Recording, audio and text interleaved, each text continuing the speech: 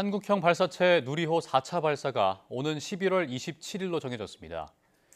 이번 발사는 새벽 1시쯤에 진행돼 첫 야간 발사로 진행될 예정인데요. 자세한 내용을 이성규 기자와 함께 알아보겠습니다. 어서 오십시오. 안녕하세요. 누리호 1차 발사가 지난 2021년이었는데 어느덧 4차 발사가 두 달여 앞으로 다가왔습니다. 이 누리호가 지난 2021년 10월 위성 모사체를 싣고 처음 발사가 됐는데 이 위성 모사체를 목표 궤도인 700km 상공에 보내는 데 성공했지만은 이 모사체가 그 궤도에 안착하는 데 실패하면서 당시에 이제 절반의 성공이다 이런 평가가 나왔어요. 이듬해인 2022년에 2차 발사를 해서 성능 검증 위성 1기와 큐브 위성 4기를 쏘아 올린 데 성공하고 그 다음해인 2023년 3차 발사를 해가지고 이 차세대 소형 위성 2호와 큐브 위성 7기를 쏘아 올린 데 성공했습니다. 이번 4차 발사 날짜가 11월 27일로 정해졌는데 구체적인 시간은 어떻게 됩니까? 누리호는 오는 11월 27일 새벽 1시 전후로 발사될 예정인데요.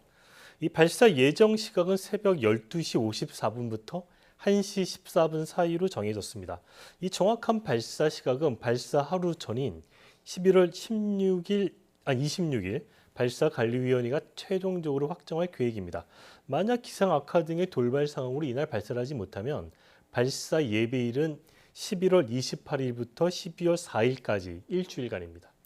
발사 예정 시각이 새벽 12시 54분부터 1시 14분. 그러니까 이번 4차 발사는 이제 새벽 1시 전후로 야간에 쏘는 건데 특별한 이유가 따로 있는 겁니까? 보통 이 우주 발사체의 발사 시각은 이 탑재하는 그 위성의 임무 특성을 고려해서 정하게 되는데요. 이번 4차 발사에서는 이제 차세대 중형위성 3호하고 큐브 위성이 11개가 실리는데 이 가운데 이제 그 차세대 중형위성 3호가 주 탑재 위성인데 이 위성의 역할이 지구 오로라, 대기광, 우주 자기장 측정 등을 하는 위성인데 이 궤도가 600km 상공이에요. 이 600km 상공은 우리가 태양 동기 궤도라고 부르는데 이 발사장 위치와 이 지구의 자전 등을 고려했을 때 이 태양 동기 궤도에 이 차세대 중형위성 3호를 진입시키려면 새벽 1시쯤에 쏘는 게 가장 최적이다. 이렇게 나왔습니다. 그렇군요. 앞서 1차 때부터 3차 때까지는 모두 주간 시간대에 쏘아 올렸는데 이번에 야간에 쏘는 만큼 이에 따른 훈련도 따로 있었을까요? 나로 우주센터에서 이제 이 누리호가 발사가 되잖아요. 그래서 나로 우주센터는 일단 이 발사대 시스템의 성능을 유지하기 위한 성능 시험 확인을 2차례 실시했고 또 누리호 4차 발사가 이제 새벽 시간에 이루어진 점을 고려해서 야간 훈련도 진행했습니다. 여기에 더해서 이제 차세대 중형위성 3호에 쓰이는 그 연료, 위성 연료 충전을 위한 충전 설비 구축과 시운전까지 마쳤습니다. 그럼 이번에 4차 발사가 앞선 그 세 차례 발사와는 어떤 차이점이 있는 건가요? 이 누리호 4차 발사의 이제 가장 큰 차이점은 이 4차 발사 때부터 이제 체계 종합 기업인 민간 기업이 주도적으로 누리호 제작에 이제 참여한다 이렇게 볼 수가 있거든요. 이 주지하다시피 이제 누리호는 1차부터 3차까지 발사를 했고 3차 발사 이후에 이 누리호 기술을 민간 기업인 하나 에어로스페이스 이전을 했잖아요. 그러다 보니까 이제 누리호 이 하나 에어로스페이스가 4차 발사 때부터는 이 누리호 조립부터 이제 이런 거를 다 주축이 돼서 제작을 하게 된 거죠. 그래서 이제 누리호 기체 제작은 하나 에어로스페이스가 주축이 돼서 하는데 이 발사 자체는 이 항공연이랑 같이 공동으로 진행하게 되고요. 누리호가 이제 2021년부터 매년 한 차례 발사를 했잖아요. 2021년 1회, 22년 2회, 2023년 3회.